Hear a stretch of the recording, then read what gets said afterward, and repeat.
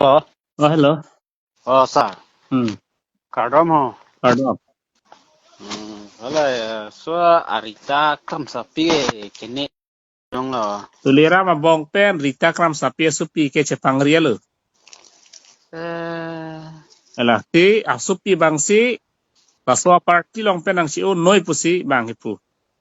eh Dei. la tulirama abong asupu pen la rita kam sapi supi he. Bong asupu kalau tulira mabong ki bisi dola. Oh.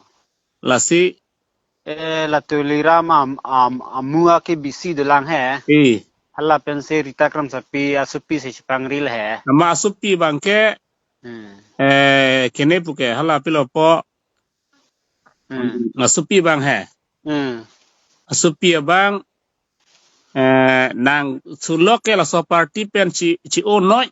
Ako claim ajar claim non noi pusi asupi si ki puke. Hmm. Kino bo. Oh, sini lah. Basi rato mhana so meses anoten ta pinoy la Ah. de Ah. Ah. laket ate tulirama nahang don elo puke Ah. pangriat masih nahang don lo ha Lala. eh pen La season mandet lidi. Ala batai sini litum dak batai sini ladang ni litum cintong along ha. i Ala women wenga nang seng ceng hut am ser along ewang matila. i Hala sota nilitum sisi ben se la presiden saho jayu gari pen tren along tiket katidu nang lang ta.